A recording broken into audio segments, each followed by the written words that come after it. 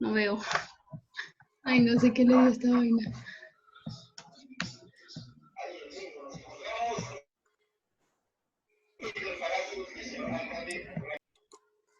Esto, de la última parte de los procesos de del fósforo no entendí el último, el de óxidos y recambio. Óxido y recambio biológico, listo. Ahí nos estábamos refiriendo, eran los procesos que llevaban a cabo los microorganismos en el suelo. Entonces, por ejemplo, habíamos dicho que el proceso de mineralización era la conversión de las formas orgánicas en formas, perdón, era la manera como se descomponían las rocas y se volvían de pronto un poco más, digamos que se volvían las estructuras o los fosfatos de una manera más simple para poder ser absorbidos por los organismos orgánicos. ¿Listo? ¿Aló? Profe, o sea que el proceso o la cadena como tal sería como que de estas rocas y del suelo pasa a las plantas cuando ellas absorben como nutrientes y cosas del suelo, ¿sí? Y después animales y seres que consumen plantas absorben este fósforo ya en forma orgánica. Sí, bueno, lo primero es que Que nosotros... y que después cuando mueren, la actividad microbiana lo convierte de orgánico a inorgánico otra vez y vuelve al suelo y así. Sí, así, tal cual. O sea, lo primero es que el fósforo se encuentra en las rocas. ¿Listo? Entonces eso es lo primero que hay que considerar, el fósforo en las rocas. Esas rocas, por actividad microbiana, pues se van a ir descomponiendo en fosfatos, que son sustancias un poco más simples y más que son las formas inorgánicas del fósforo. Y por la misma actividad microbiana es posible que ese fósforo ingrese a las estructuras de los seres vivos, principalmente de las plantas. A ese proceso ya, o sea, la mineralización sería la conversión de las rocas, la descomposición de las rocas en sustancias inorgánicas del fósforo más simples y digamos, esa sería la primera parte. La inmovilización es volver esas formas inorgánicas más simples en formas orgánicas, como absorbiéndolo a través, por ejemplo, de las raíces. ¿Listo? Que es la manera como se fija el fósforo en los seres vivos. Y eso también se da a partir de la actividad microbiana. Y la otra parte es cómo volver ese fósforo transitable en todos estos seres vivos. Y eso se da a partir de la solubilidad que se da en esos compuestos. Entonces, a través de la actividad microbiana, porque la actividad microbiana es la que determina la forma como se presenta el fósforo, si es a través de unas moléculas inorgánicas o de unas moléculas orgánicas. ¿Listo? Ahora sí quedó claro, Laura. Sí, señora, gracias. Bueno, señora, con gusto. ¿Y Brian también está más claro? Sí, sí, sí. Ok, listo. El fósforo, pues como yo les mencionaba al principio, que se utiliza para fertilizantes, es muy necesario en las prácticas agrícolas. ¿Por qué es necesario? Entonces, en primer lugar, porque favorece la formación de semillas. Entonces, que una planta pueda absorber suficientes cantidades de fósforo permite que pues genere gran cantidad de semillas para seguirse reproduciendo, para seguir incrementando su población. Y esta formación de semillas se da a partir también del desarrollo. Bueno, una cosa es la formación de semillas, otra cosa es el desarrollo radicular. Entonces, en primer lugar, que se formen nuevas semillas y mejores semillas. Ustedes saben que en un cultivo, normalmente las semillas que se plantan son las semillas de la planta que tienen las mejores características, ¿no? Eso se llama mejoramiento genético. Entonces, digamos, en un cultivo no se toman las semillas de todas las plantas, sino de las que por sus características generan los mejores frutos, tienen, digamos, la estructura, digamos, el tallo más con una mayor verticalidad, que tenga la mejor altura, que el tronco tenga el mejor diámetro. Entonces, en las prácticas agrícolas, bueno, estoy hablando de árboles, pero pasa de la misma forma. Entonces, que sean buenas semillas, pues va a determinar también que haya un mejor aprovechamiento del suelo. Entonces, la cantidad de fósforo determina esa generación de buenas semillas, al igual que del desarrollo radicular. Entonces, en primer lugar, ya les había mencionado ahorita con la imagen que empleamos de apoyo en internet, que las raíces son muy importantes. Entonces, todas las actividades que se lleven a cabo en las raíces vivas, o sea, en las punticas de las raíces, que son las que están absorbiendo y que están ingresando al suelo y moviendo la tierra, esas funciones o esas relaciones simbióticas entre hongos, entre bacterias y con las raíces, pues básicamente van a determinar la posibilidad de la planta de absorber de una mejor manera los nutrientes que hay en el suelo, en este caso de esas formas inorgánicas del fósforo que pueden ser absorbidas o asimilables por las plantas. Otra cosa que favorece la presencia de fósforo en las prácticas agrícolas es la fuerza en las pajas de los cereales. Entonces ustedes saben que los cereales tienen una forma de crecimiento diferente, lo han visto ustedes por ejemplo en el arroz, y que se pueda mantener de pie, ¿cierto? Que no sean débiles, que no se caigan, pues depende precisamente de la cantidad de fósforo que existe o que pueden absorber del suelo. Y la maduración de cultivos. Entonces, en estos días hablábamos de la piña, por ejemplo, que Joan nos contaba un poco de la piña, y la manera natural como se da esa maduración del cultivo, la maduración del fruto, pues es a partir o depende del contenido apropiado de fósforo. ¿Listo? Esa es la manera natural. Entonces, por eso en muchas ocasiones es necesario utilizar algunos nutrientes adicionales para fortalecer o para incrementar ese contenido de fósforo. Otros procesos. Bueno. Acá bueno, otra cosa adicional, porque me quedó esa repetida. Bueno, ya les mencioné los procesos en la rizósfera, que es la zona de interacción entre las raíces vivas y los microorganismos del suelo. Entonces aquí vamos a tener el proceso del fósforo, ya con pues todos esos componentes que les he estado mencionando y los procesos que se llevan a cabo. Entonces, por ejemplo, la inmovilización, que era de las formas inorgánicas o minerales que existen hacia a través de la biomasa microbiana, y cómo llegaban también a ser absorbidos por las plantas. ¿Listo? La mineralización, que es de las rocas hacia estas formas inorgánicas solubles, que son mucho más simples. A partir de las arcillas, los óxidos y los carbonatos, que son los minerales que existen, pues de qué manera también estos se van descomponiendo en esas formas inorgánicas, que también se dan aparte, que estos fosfatos también tienen esta relación con estos elementos, con calcio, con hierro, con magnesio y con aluminio, y forman fosfatos de estos elementos que pueden ser también absorbidos por las plantas. ¿Ya? Entonces es la manera como simplemente transita el fósforo a partir de todos los procesos que se desarrollan en el suelo y que todos dependen de la actividad microbiana. A diferencia del ciclo del nitrógeno, que era el que veíamos en la clase pasada,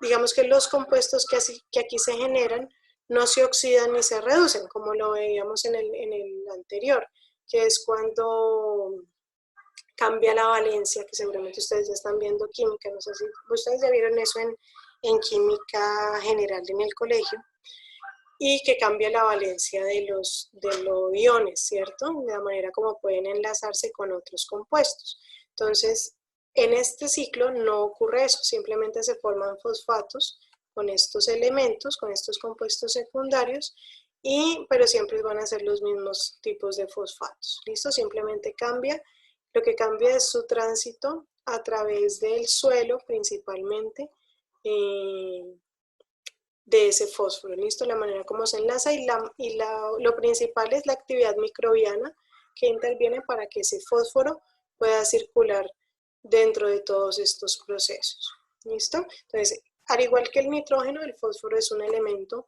súper importante en términos del contenido en el suelo y del aprovechamiento del suelo para actividades productivas o para actividades de conservación.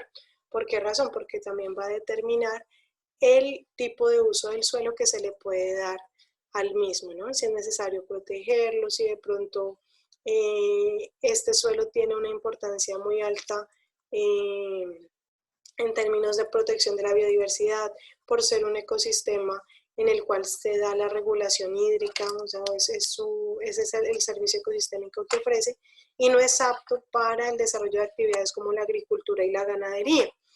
Mientras que hay otro tipo de suelo que sí tiene esa favorabilidad por su contenido en fósforo, por ejemplo, o por su contenido en nitrógeno, y puede ser aprovechado para la producción agrícola. ¿Listo?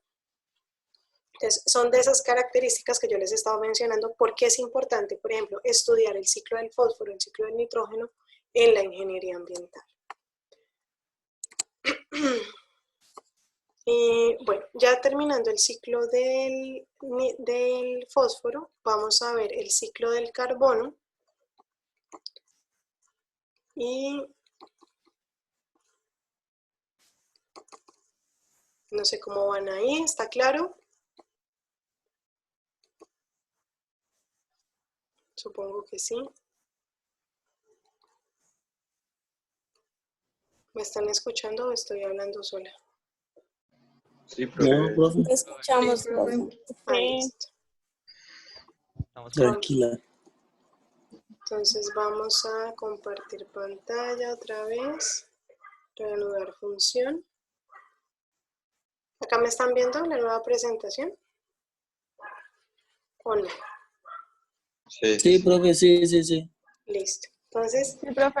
vamos a hablar únicamente del ciclo del carbono, que nos había quedado de consulta. Entonces aquí, si necesitan intervenir, si tienen algún tipo de información adicional, al finalizar la explicación del ciclo del carbono, pues ustedes pueden intervenir o yo les voy a preguntar. ¿Listo?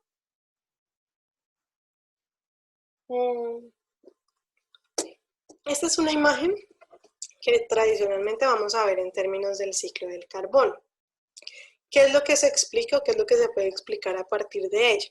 Principalmente que el carbono está absolutamente en todas digamos que las fuentes de carbono o los repositorios de carbono se encuentran en absolutamente todas las estructuras que existen en el planeta. Entonces podemos tenerlo a nivel del manto de la Tierra, por ejemplo, en las reservas fósiles, como podemos tenerlo en las profundidades del océano.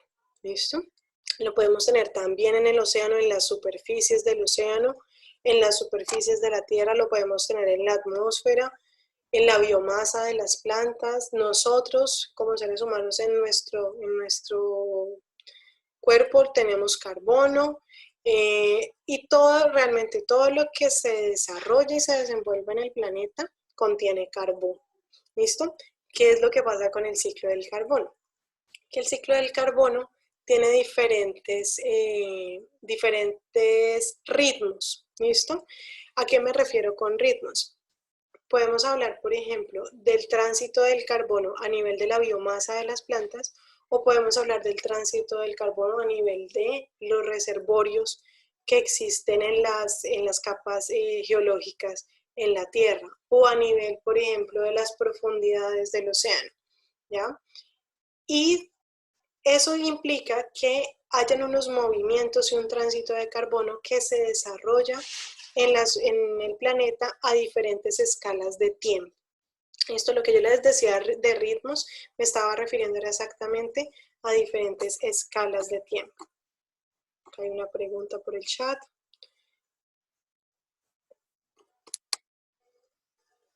Sí, Daniel, yo ahorita te explico lo de los videos.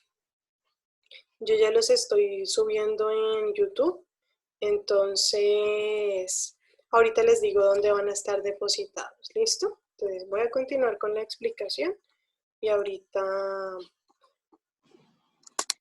les colaboro con el tema de los videos. Ay, esperen un momentico, les vuelvo a compartir pantalla.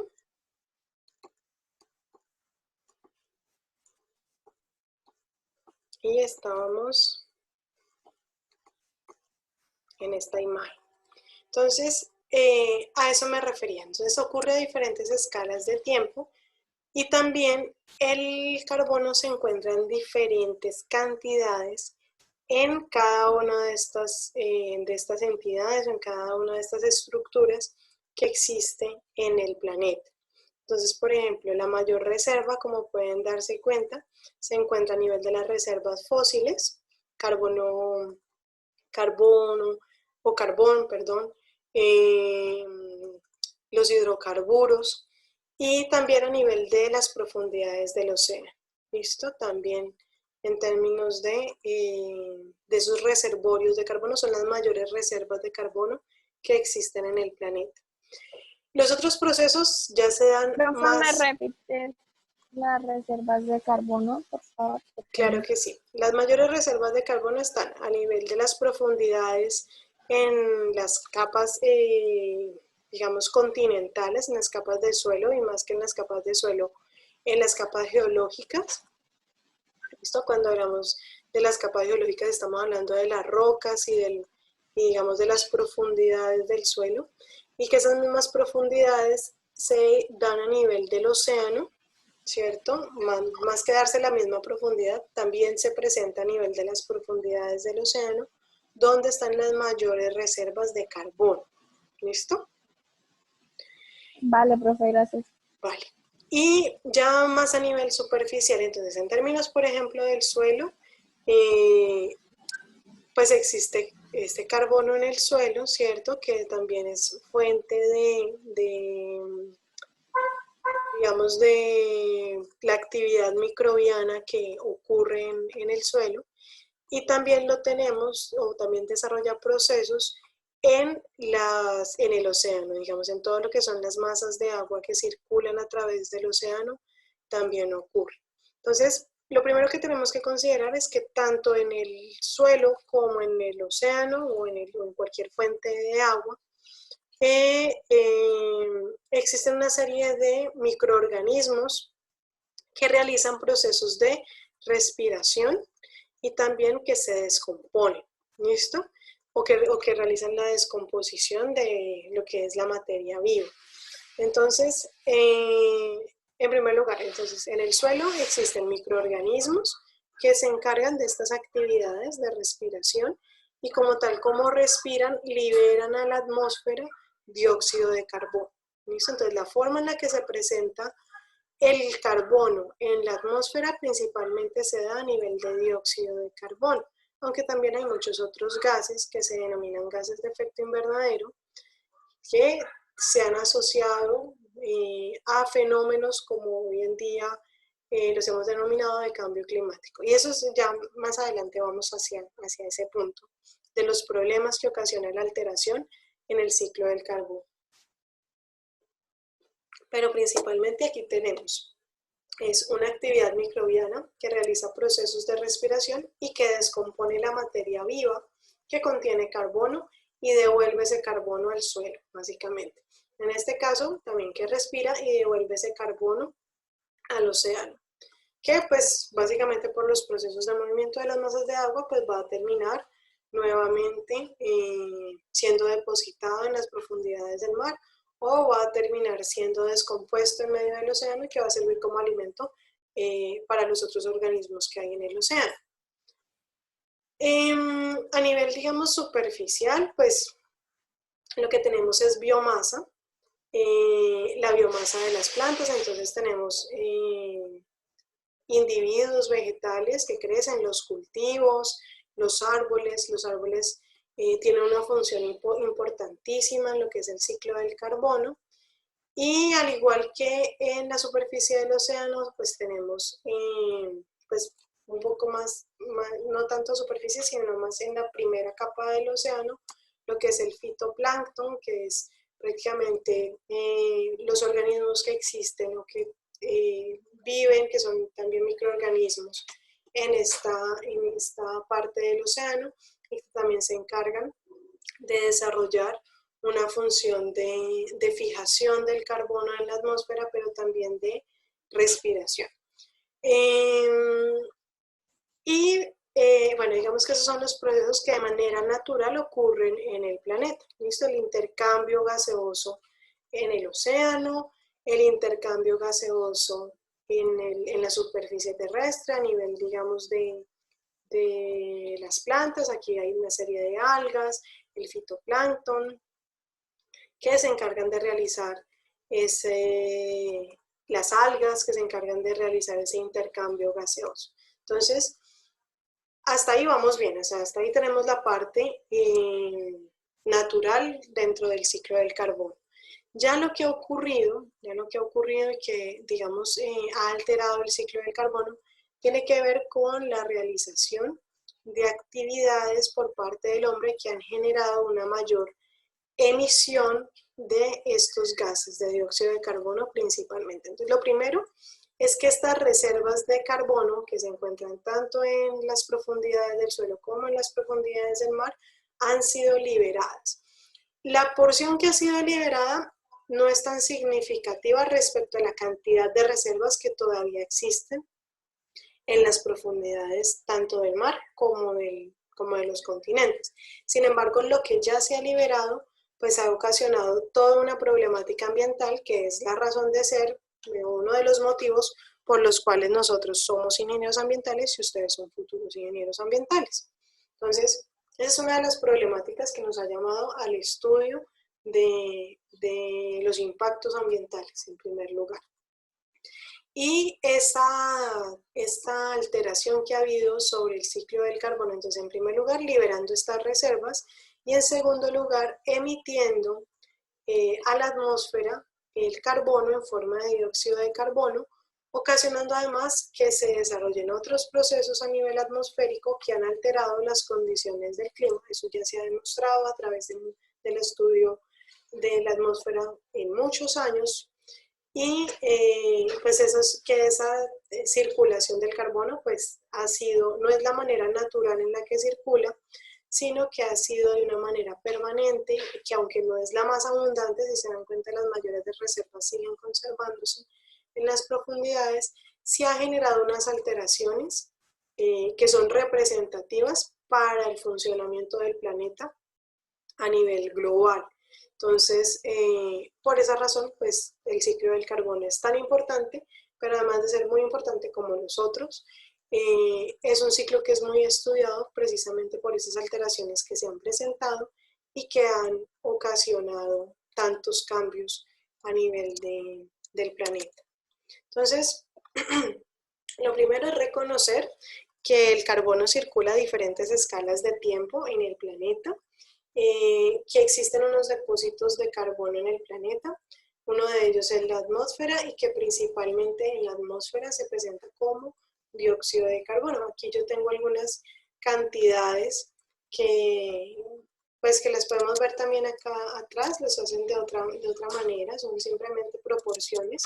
Aquí ya la manera como en la fuente que empleé, que me gustaría que ustedes la leyeran también, de hecho la van a leer porque les dejé un pequeño recuerdo de mi parte, un pequeño taller en el aula virtual. Y van a poder tener la oportunidad de conocer esta información de primera mano. Y estamos hablando de que lo representan como picogramos. Estos son unidades de medida, unidades de masa molar. Y un picogramo es lo mismo que decir 10 elevado a la 15 potencia de un gramo, ¿cierto? Entonces, eso es lo que equivale a un picogramo. Y lo que se encuentra en la atmósfera son entre 720 y 780 picogramos de carbono. Y esta cantidad de dióxido de carbono es un poco similar, ¿no? Es un poco menor que lo que hay formando parte de la mayoría de la vegetación. Entonces, en la vegetación nosotros tenemos aproximadamente 850 picogramos de carbono. Y se tiene en materia viva aproximadamente 550 picogramos, y en términos de necromasa, que es lo que se encuentra en el mantillo, es decir, en la capa superficial del suelo, no como parte de un organismo vivo, sino haciendo parte del suelo como tal, son 300 picogramos. ¿Listo? Entonces, lo que contiene la vegetación se encuentra a nivel de materia viva y de necromasa, que ya es lo que son los residuos de animales y vegetales, y se encuentran en estas cantidades. Por otra parte, en los horizontes superiores del cielo, que se denominan epipedones, se encuentran una cantidad de 1200 a 1500 picogramos de carbono, un poco mayor a lo que existe en la atmósfera y a lo que existe en la vegetación o que contiene la vegetación. ¿Cómo? ¿Cómo que cómo?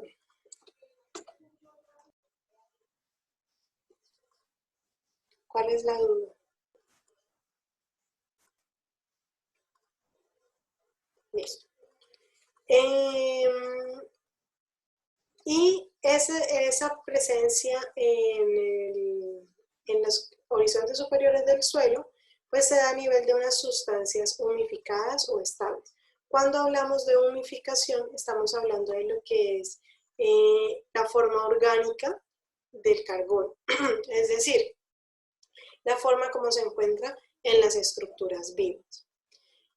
Y ese carbono orgánico en el suelo, dependiendo de su profundidad, pues alcanza a tener una proporción de 2300 picogramos. En el ser humano, o sea, todo lo que hay a nivel de la cantidad de seres humanos que existimos en el planeta, o que existe, perdón, en determinada cantidad de tiempo, en términos de biomasa, se considera como 50 teragramos de carbono. 50 teragramos de carbono es 10 elevado a la 12 potencia de 1 gramo. Es mucho menor, perdón, a lo que tenemos de 1 picogramo, esto que es 10 elevado a la 15 potencia. Y este es responsable de la mineralización orgánica y la producción de CO2. Entonces, ¿se acuerdan que estábamos hablando de cómo el carbono, de cómo las otras rocas se mineralizaban, es decir, se volvían sustancias inorgánicas? Entonces, a eso se refiere como el responsable de la mineralización orgánica y la producción de carbono. Resulta que en el suelo, en las reservas que existen, pues la forma del carbono es a nivel, por ejemplo, de los seres vivos, ¿no? A nivel de la cantidad de madera que hay, más que la cantidad de madera, a nivel de la cantidad de bosques y a nivel de los seres vivos que existen en el planeta. Entonces, cuando se habla de la mineralización orgánica, es la manera como se ha transformado ese carbono orgánico en carbono inorgánico, por ejemplo, en términos de la generación de dióxido de carbono. ¿Por qué razón? Porque cuando se remueven, por ejemplo, las superficies de árboles, pues básicamente lo que ocurre es que hay una liberación de carbono a la atmósfera. ¿Por qué razón? Por ejemplo, a nivel de la tala de cierta porción del bosque para convertirlo en leña, ¿cierto? Entonces, en la medida que esa leña pues, se somete a combustión, pues también se va a generar dióxido de carbono. Entonces, por esa razón se considera que el ser humano es responsable de cómo esas formas orgánicas del carbono han terminado en forma de dióxido de carbono. Existen unos depósitos de carbono en el planeta. Entonces, ¿cuáles son esos depósitos? Los mares y océanos, que contienen aproximadamente 3.800 picogramos de carbono. Y la forma en la que se encuentran es en forma inorgánica disuelta, como carbonato sódico y como bicarbonato cálcico. Son las dos moléculas en las cuales se encuentra el carbono inorgánico disuelto en los mares y en los océanos. O sea, son las dos moléculas en las que preferiblemente se encuentran. A eso se le denomina, bueno, esa es la forma inorgánica.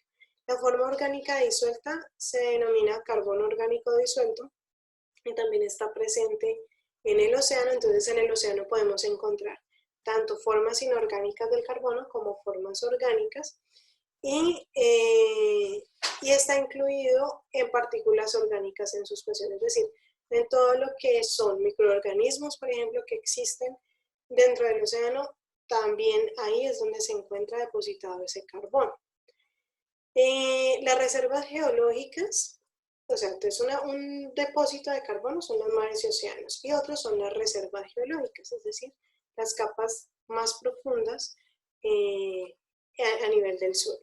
Entonces, ¿cómo se encuentran? Esta es quizás la mayor reserva de carbono, está en términos de septogramos, y un septogramo está elevado a la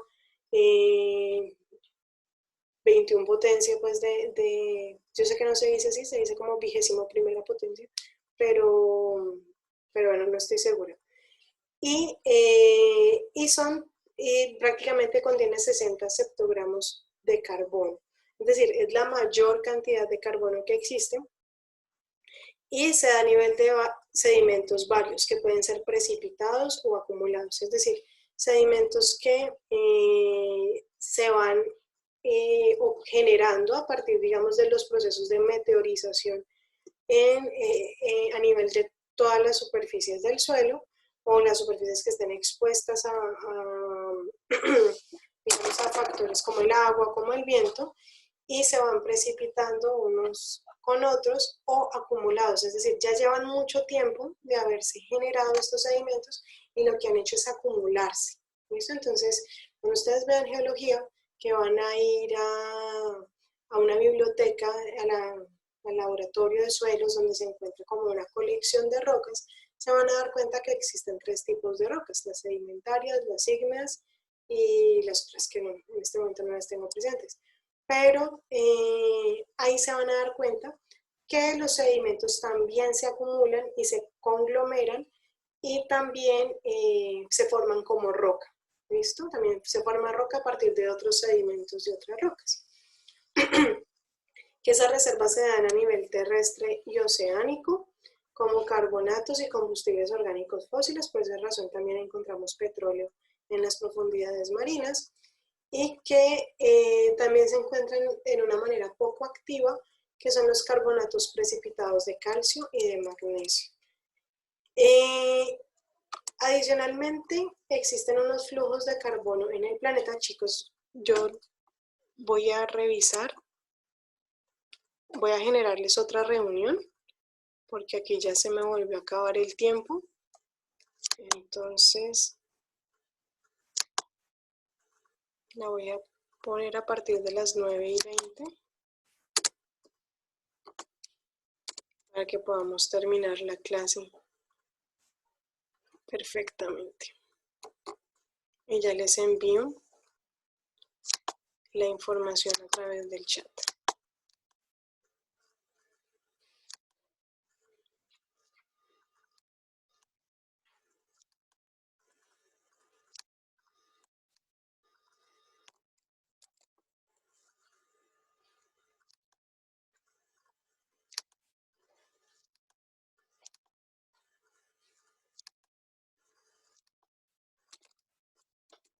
Listo, ahí ya les envié el nuevo enlace. Si quieren, terminamos esta y ya nos vemos en la próxima.